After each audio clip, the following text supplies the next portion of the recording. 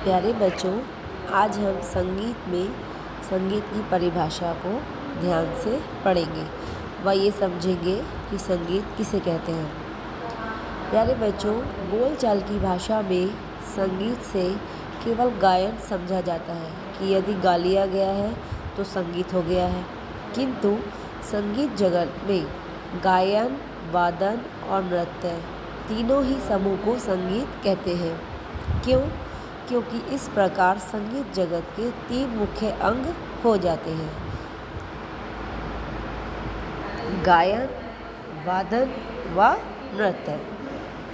पंडित शारंगदेव लिखित संगीत रत्नाकर में कहा गया है कि गीतम, वादम तथा नृत्यम त्रयम संगीत मुच्यते, अर्थात गाना, बजाना और नृत्य इन तीनों कलाओं का सम्मिलित रूप संगीत कहलाता है।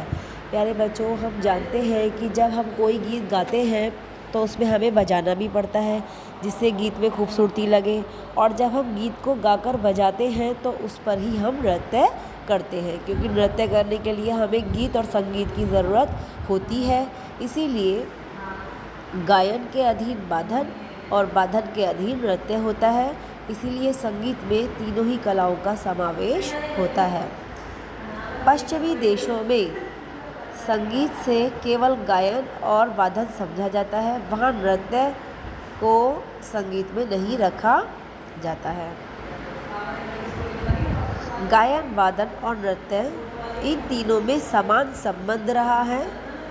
केवल इतना ही नहीं, तीनों एक दूसरे के पूरक हैं। गायन, वादन और नृत्य की वादन गायन और नृत्य की और नृत्य गायन और वादन की सहायता से ही किया जाता है।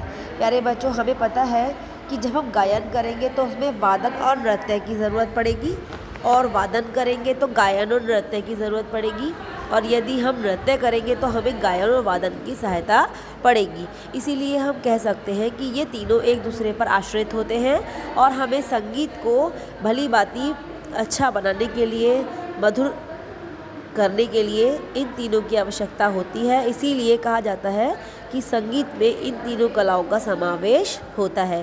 प्यारे बच्चों, आज हमने संगीत में ये ज्ञात किया है कि संगीत किसे कहते हैं। कल हम इसके प्रकारों के बारे में पढ़ेंगे।